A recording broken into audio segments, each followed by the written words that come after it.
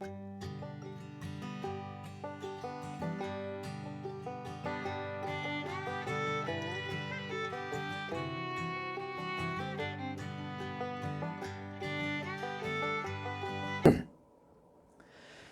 성경을 우리가 해석함에 있어서 중요한 방법 중에 하나가 문학적 장르를 파악하는 겁니다.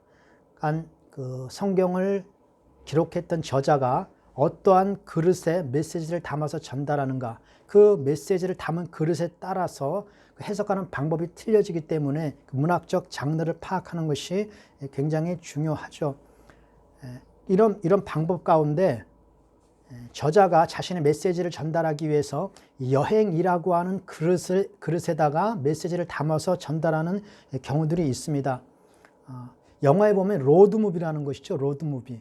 그 어떤 사람들이 여행하는 그 과정을 통해서 그 우정이 무엇인지, 사랑이 무엇인지, 인생의 참된 가치가 무엇인지를 그 여행이라고 하는 여정을 통하여 우리에게 전달하는 겁니다.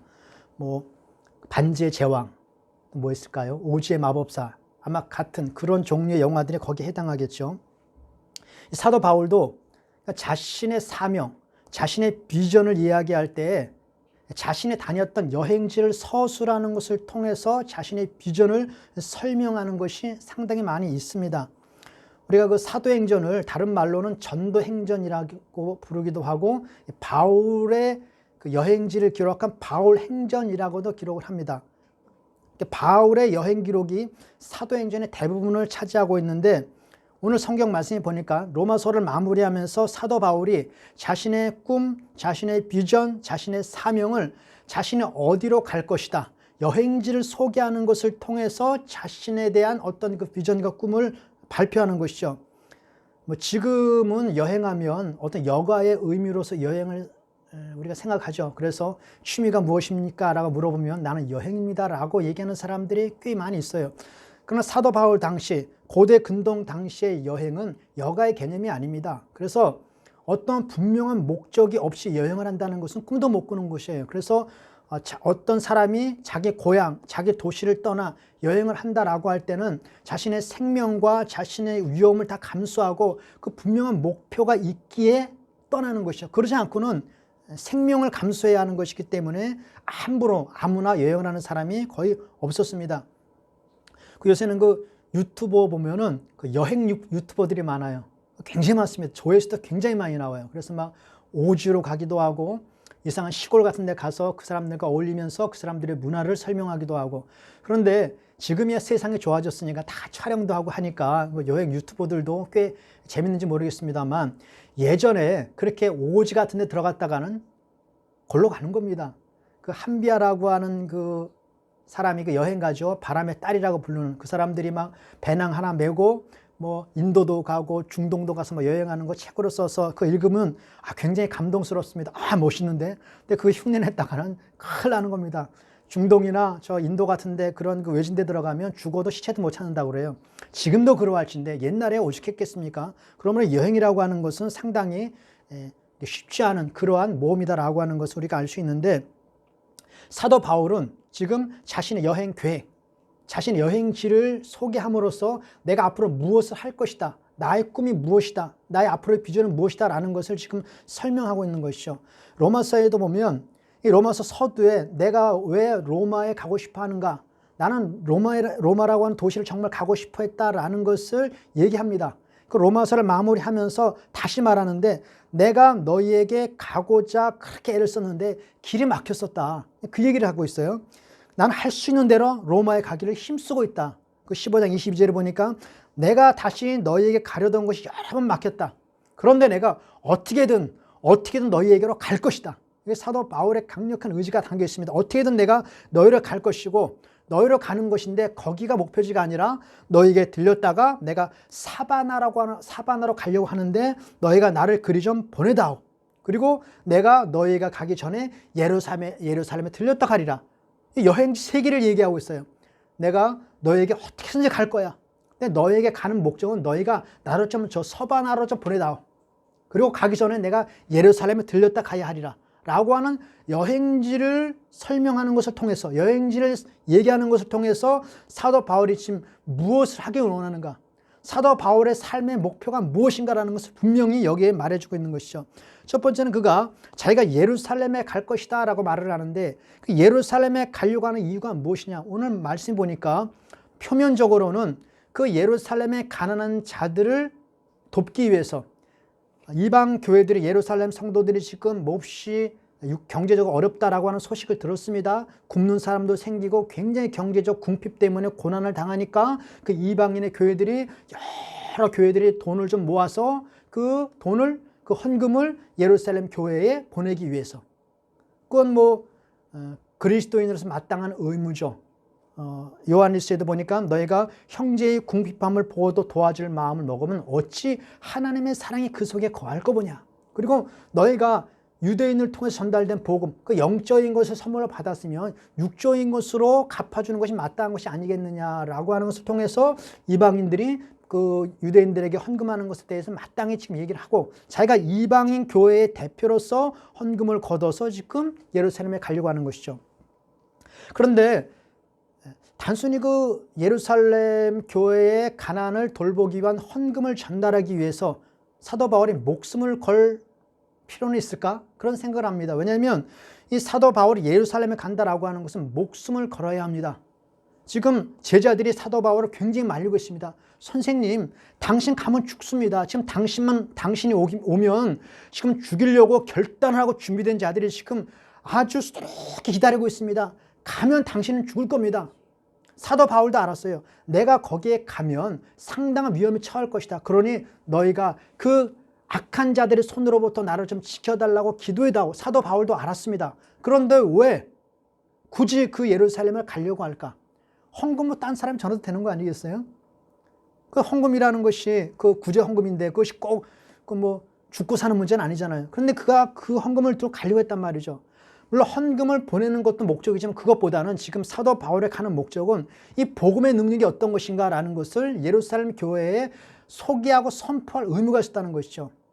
유대인에게 시작된 이 복음이 이방인에게 강력하게 선포되어졌고 그 이방인들이 복음을 영접하고 하나님의 백성이 되었습니다. 그리고 이 복음이라고 하는 것은 유대인이나 헬라인이나 모든 이방인들이 그리스도 안에서 하나로 연합되어지고 교회라고 하는 그 공동체 안에서 우리가 하나가 되었다라는 것, 이것이 바로 복음의 능력이다라는 것을 그들에게 선포하고 가르칠 필요가 있었죠. 우리가 받았던 이 복음이 이방인에 선포되었는데 이 복음은 우리 유대인뿐만 아니라 이방인에게도 동일하게 능력으로 나타나더라. 너희는 그것을 봐라라고 그들에게 선포하고 싶은 거죠.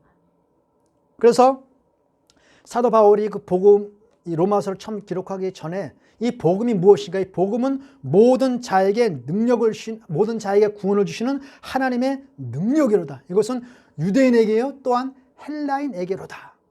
이 복음 안에서 우리가 한 형제요, 한 가족임을 지금 그 복음의 시초였던 그 예루살렘 교회에 유대인들에게 선포하고 선언할 이유가 분명히 있었던 것이죠. 그것이 하나의 이유였고, 또 하나는 예루살렘에 가는 이유는 로마서 9장에 보면은 그가 이렇게 말하고 있습니다.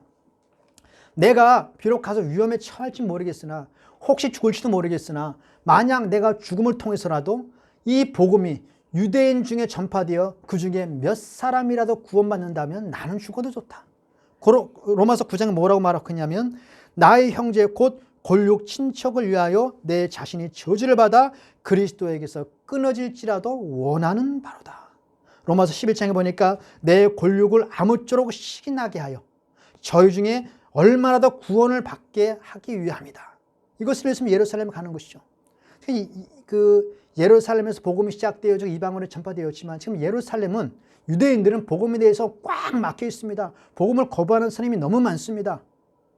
그래서 그들에게 이 복음의 능력을, 얼마나 더 복음을 전해서 이들이 예수를 믿고 구원받을 수만 있다면 내 생명쯤이야 뭐 그리 대수롭겠냐. 그래서 지금 예루살렘에 가려고 하는 것이죠.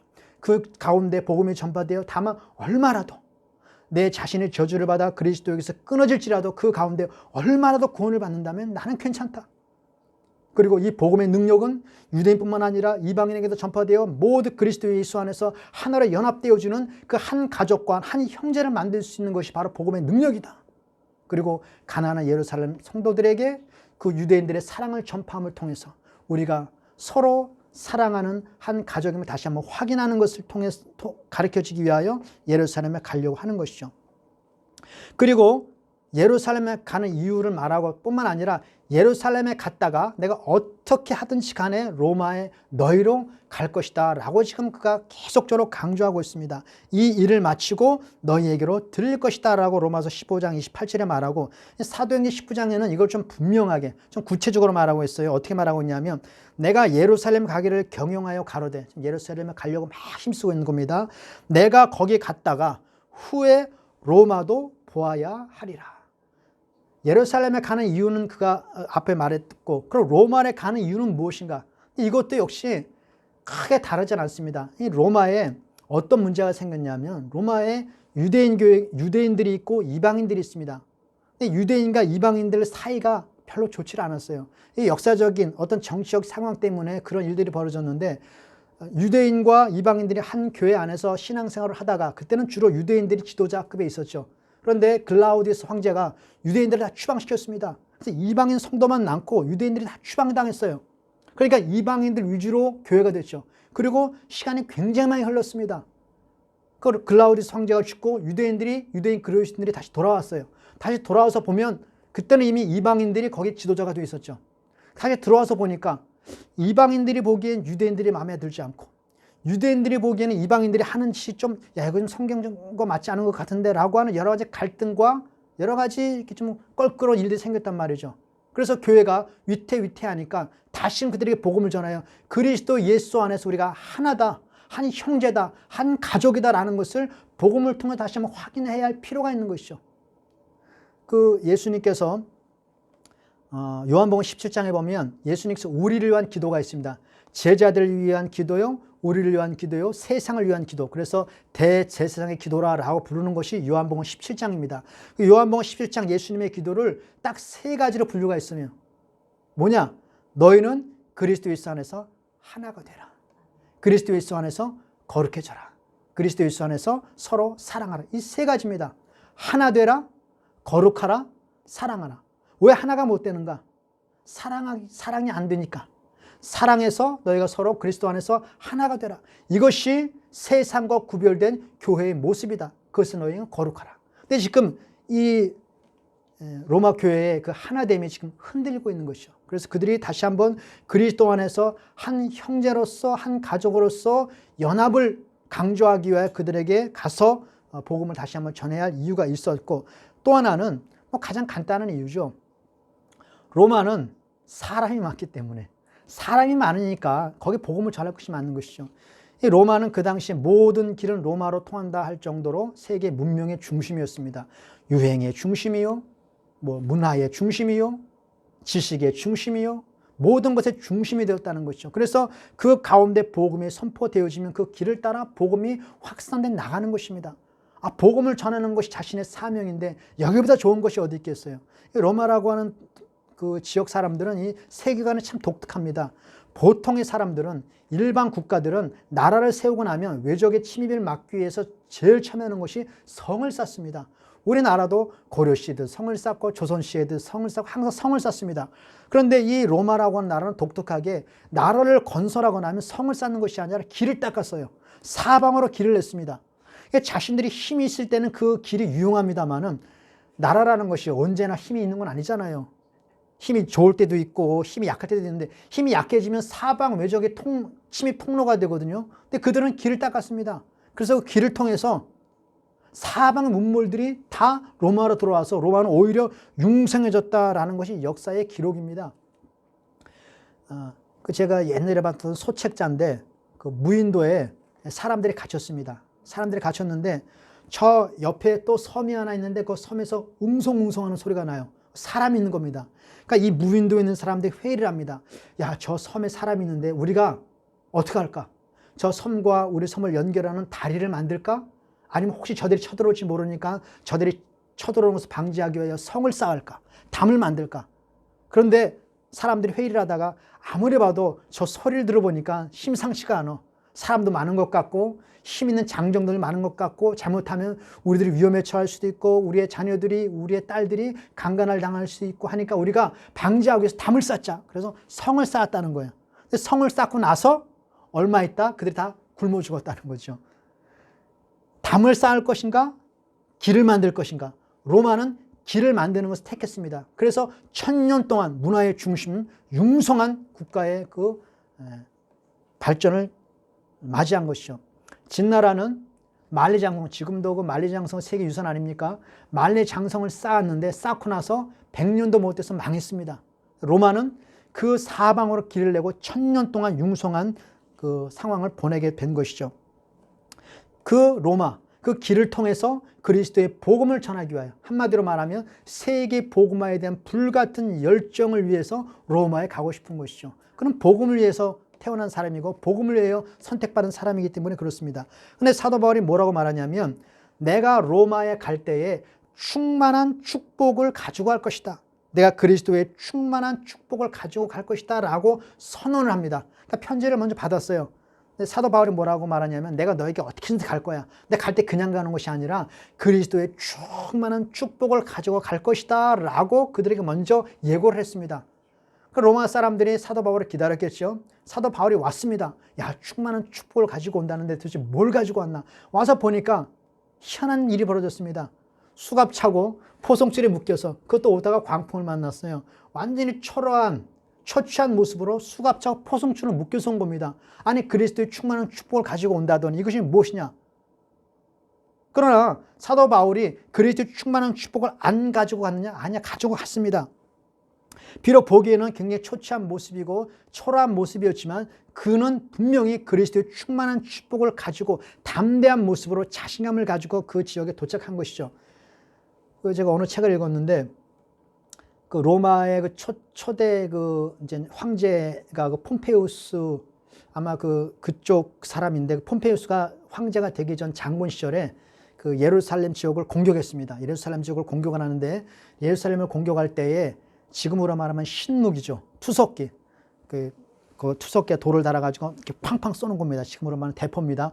투석기를 지금 계속 예루살렘 성을 향해 계속 투석기를 발사하는 겁니다. 계속 쏘고 있는데 이 폼페이우스 장군이 언덕에서 지금 광경을 이렇게 지켜보고 있는 것이죠. 저기 언제쯤 항복을 할까 이렇게 지켜보고 있는데 그 언덕에서 이렇게 지켜보고 있다가 아주 희한한 장면을 발견합니다. 무슨 장면이냐면 막 돌이 계속 그들에게 폭탄이 막 떨어지고 있는데 정확하게 그 시간만 되면 하얀 옷을 입고 온 사람들 거기서 정성스럽게 제사를 지내는 거예요.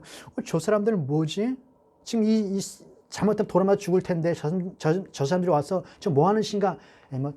한 번 정도 그렇게 하겠지라고 그냥 구경하고 있는데 시간만 되면, 정확하게 그 시간만 되면 그 흰 옷을 입은 사람들이 나와서 정성스럽게 그 돌멩이가 쏟아지는 포화 속에서 제사를 따박따박 지내는 겁니다. 그래서 너무나 궁금했습니다. 그 너무나 존경심을 가졌습니다. 너무나 충격이었습니다. 야, 저들이 도대체 누구를 섬기길래 저렇게 생명을 걸고 이 상황 속에서 제사를 드릴까? 그래서 그 예루살렘을 정복하고 나서 너무나 궁금했습니다. 너무나 궁금해서 그 제사장들이 있는 그 예루살렘 성전에 제일 먼저 갔습니다. 그래서 자기도 그래도 이방신을 섬겨봤던 사람이니까 그래서 최대한 예의를 갖추기 위해서 무기를 가지고 않고 빈손으로, 자기는 최대한 예의를 갖춘 겁니다. 빈손으로 성전에 들어가서 그들이 정말 아주 지극정성으로 섬기고 있던 그 지성소 휘장을 확 열어제쳤습니다. 도대체 이곳에 어떤 신이 있길래 저 생명을 무릅쓰고 그렇게 정성을 다하는가. 문을 확 열어젖혔다가 이 폼페이우스 장관이 깜짝 놀랐습니다. 너무나 충격을 받았습니다. 보니까 아무것도 없는 겁니다. 텅텅 비어 있습니다. 야, 이 사람들 지금 뭐냐? 저렇게 생명을 걸고 지금 예배를 드리는데 와서 보니까 아무것도 없는 것이죠. 예전에는 그 지성소 안에 법궤, 언약궤가 있었습니다만은 그 BC 586년에 성전이 무너지면서 법궤도 사라졌습니다. 이 법궤가 어디 갔는지 알 수가 없어요. 훗날 나중에 그 법궤를 찾은 사람이 있습니다. 그 인디아나 존스에서 해리슨 포드가 찾았습니다. 그 전에 법궤 어디 갔는지 몰라요.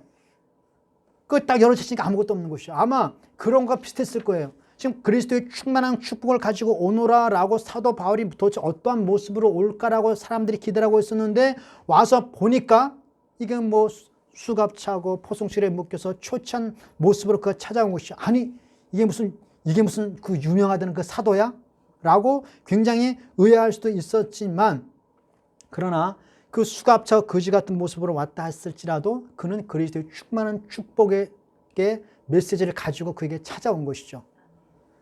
이 복음이라는 것이 때로는 처음 보기에 이렇게 아주 하찮아 보이고 형편없어 보이고 초췌해 보이고 능력이 없어 보일 때가 있습니다. 오늘 아침에 제가 좋아하는 목사님이 계신데 문자가 왔어요. 지금 그분의 딸이 지금 이게 혈관이 터져가지고 지금 급히 응급실로 갔는데 지금 의식이 없다. 근데 그 목사님이 참 고생을 많이 한 목사님이거든요. 정말 고생을 많이 한 목사님이고, 우리 사람을 보면 야, 이 사람은 참 착하다라고 느껴지는 사람 있잖아요. 생활하다 보면. 근데 그 목사님이 정말 착한 목사님이에요. 개척교회 하면서 고생도 정말 많이 했습니다. 그런데 복음 주지 못할 망정 왜 그 딸이 그렇게 어려움을 겪을까? 사실 이 복음이라는 거 처음 보면은 꼭 이런 것 같아요. 전혀 능력도 없어 보이고 뭔가 좀 포승줄에 묶여있고 수갑 차여있고 초췌한 모습처럼 보일 때가 있습니다. 그러나 사도 바울은 그 안에 그 복음의 능력이 이 세상의 모든 것들을 집어 엎을 만한 능력이 있다라고 우리들에게 선포하고 있는 것이죠. 그것은 무엇으로 알 수 있냐면 예수 그리스도께서, 복음의 핵심이 예수 그리스도 아닙니까? 복음 자체가 예수 그리스도가 아니겠습니까? 예수 그리스도가 우리 세상에 왔을 때 꼭 그러한 모습으로 왔다는 것이죠. 세상에서 볼 때는 야, 저게 무슨 메시아냐라고 할 정도로 갓난아기 무능한 모습으로 마구간에 아주 약한 모습으로 왔습니다. 그러나 그 예수는 온 세상에 구원을 주셨고 충만한 축복을 세상에 선언하셨고 죽음을 죽이고 죽음을 이기는 만왕의 왕으로서 우리에게 나타나신 것이죠. 복음은 겉으로 보기에는 전혀 능력도 없어 보이고 하찮아 보이고 초췌해 보일지 모르지만 그 안엔 충만한 축복이 담겨 있습니다. 모든 지혜와 지식의 온갖 보화가 그리스도 안에 담겨 있는 것처럼 복음의 중심이신 그 예수 그리스도 안에 모든 보화가 담겨 있는 것이죠. 그 끝으로 우리가 어떻게 될지 몰라요. 겉으로 보기에는 그렇게 보일지 모르겠으나 복음은 이제 능력을 발휘할 수 있다라고 성경이 말씀해 주고 있는 것입니다. 바울이 포승줄에 묶여서 초췌한 모습으로 그곳에 왔지만 300년 뒤에 로마는 그리스도 예수로 충만한, 그리스도 예수의 복음으로 충만한 도시로 바꾸어졌습니다. 정말로 사도 바울은 그리스도의 충만한 축복을 가지고 로마에 도착을 한 것이죠. 그리고 유럽은 세계 문명의 근원이 되지 않았습니까? 우리가 배우는 것들, 우리가 공부하는 것들 다 유럽에서 온 거예요. 그 핵심이 누가 있었느냐? 사도 바울의 복음이 있었던 것이죠. 그래서 역사가 아놀드 토인비라는 사람은 사도 바울이 지금 포승줄에 묶여서 배를 타고 지금 유럽으로 설렁설렁히 가고 있습니다. 그 광경을 어떻게 표현했냐면 보라, 문명이, 온 인류의 문명이 저 배 안에 있다. 사도 바울이라고 한 사람, 초췌하게 수갑치고 포승줄에 묶여서 가는 초라한 노인이 지금 그 배를 타고 죄수로 지금 로마에 가고 있는데, 그것은 지금 한 초라한 노인이 아니라 그 안에 문명이 있다라고 지금 역사가가 말하는 것이죠. 그럼 문명의 핵심 뭐가? 사도 바울에 뭐가 있길래요? 뭐가 있습니까? 초라한 할아버지, 복음이 있기 때문에 그렇습니다. 그것이 바로 그리스도의 충만한 축복이라고 하는 것이죠. 복음은 우리에게 능력입니다. 죽은 자를 살리고 모든 삶의 여러 가지 환경을 반전시킬 수 있는 능력이 바로 복음 안에 있다라고 성경이 말해주고 있습니다. 죽음까지도 죽게 만드는, 존 오웬이라고 하는 신학자가 있어요. 그가 뭐라고 얘기했냐면 복음에 대해서 예수 그리스도의 죽음은 죽음을 죽음에 이르게 했다. 죽음을 죽음에 이르게 했다. 그것이 바로 복음의 능력이죠. 그러므로 내가 그리스도의 충만한 축복을 가진 너에게 가노라. 나를 보지 말고 복음의 능력을 보는 것이죠. 그러니까 사도 바울이 이 로마에 안 갈 수가 있겠습니까? 가장 사람이 많은 곳에, 여기에 복음이 전파되어지기만 한 다음에 복음이 사방으로 퍼질 텐데 어떻게 안 가고 보이겠습니까? 가는 것이죠. 그런데 거기서 끝나지 않고 바울은 한 가지 더 얘기합니다. 15장 23절에 보니까 내가 너희에게 들렸다가 사바나, 지금의 스페인을 말하는데 사바나로 가리라. 왜 굳이 사바나로 가려고 했을까?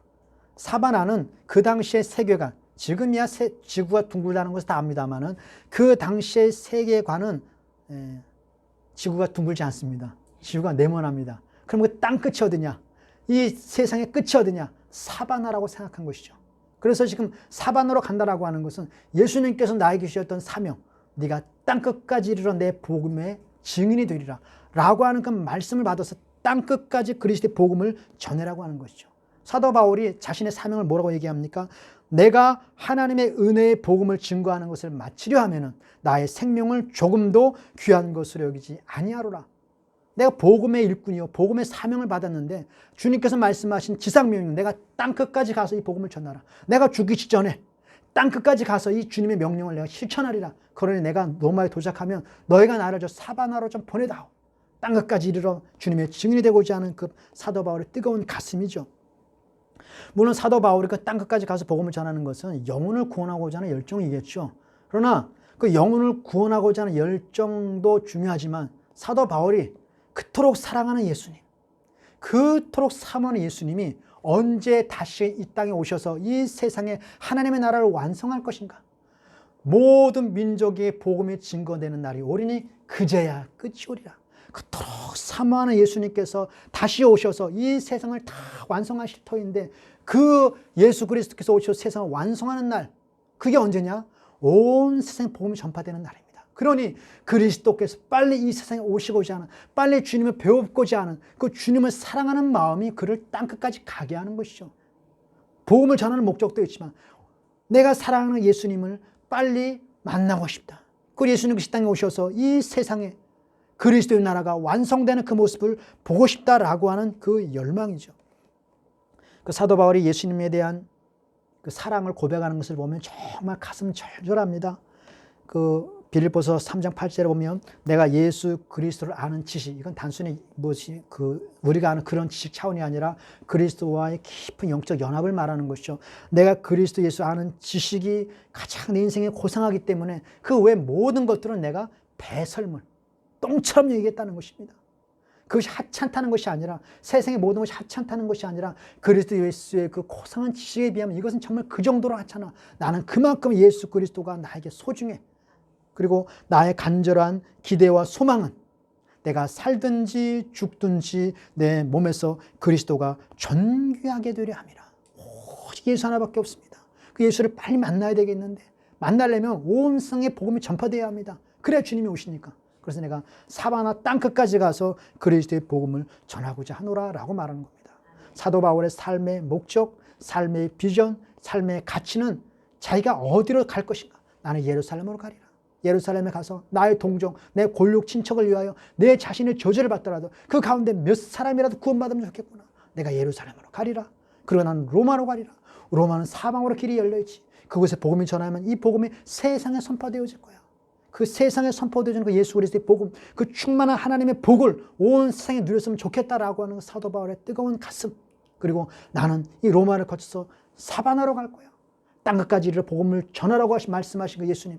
땅끝까지 이르러 온 세상에 복음이 전파되면 주님이 다시 오셔서 세상을 완성한다고 했지. 그 예수님을 나는 다시 보고 싶어 라고 하는 그 사도 바울의 예수님을 향한 그 간절한 소망, 간절한 사랑이 자신의 여행지를 얘기함으로써 세상에 선포하는 것이죠. 우리의 삶의 목표는 무엇입니까?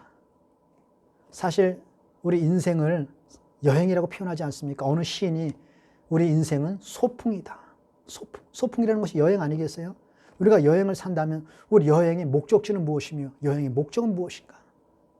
우리가 다시 사도 바울의 이 삶 비전을 통하여 우리를 다시 한번 돌아보는 그런 시간이 되었으면 좋겠습니다.